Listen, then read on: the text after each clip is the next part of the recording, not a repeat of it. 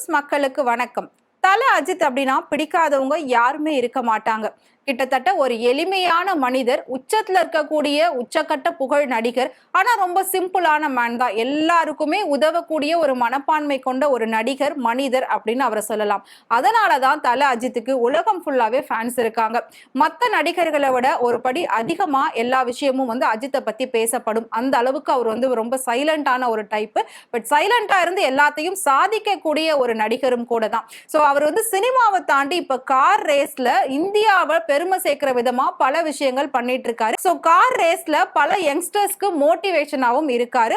So அந்த வகையில பாக்குறப்போ AK-64 தல அஜித்தோட 64வது படத்தை பத்தி பேசுறதுக்காக AGS நிறுவனத்தை அணுகியிருக்காரு அஜித். சோ அவங்க கிட்ட தன்னோட 64வது படத்தை பத்தி நிறைய விஷயங்கள் டிஸ்கஸ் பண்ணிருக்காங்க. அதுல அவருக்கு சம்பளமா 183 கோடி ரூபாய் கேட்டிருக்காரு. பட் AGS நிறுவனம் சம்பளம் ரொம்ப அதிகமா இருக்கு, ஒரு வேலை வசூல் இல்ல அப்படின்னா அதுல எங்களுக்கு நஷ்டம் ஏற்படுறதுக்கான வாய்ப்பு இருக்கு அப்படின்னு சொல்லி நேரடியாவே சொல்லியிருக்காங்க.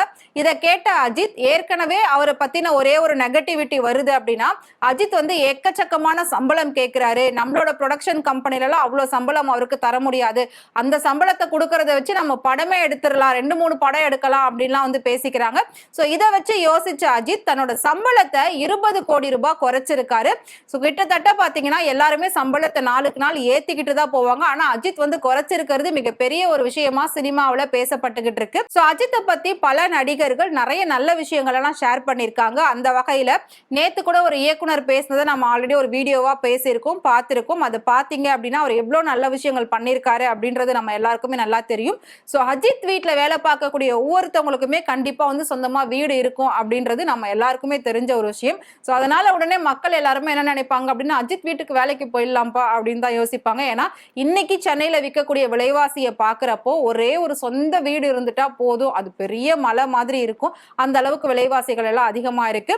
அந்த வகையில பாக்குறப்போ எல்லாருக்கும் வீடு கட்டி கொடுத்திருக்காரு அப்படின்னா அது எவ்வளவு பெரிய ஒரு விஷயம். சோ எந்த ஒரு கவர்மெண்ட் சப்போர்ட்டும் இல்லாம தன்னோட சொந்த பணத்துல கஷ்டப்படுறவங்களுக்கு உதவுறது அப்படிங்கிறது தான் கடவுளை பாக்குறது அப்படின்னு எல்லாருமே சொல்லுவாங்க.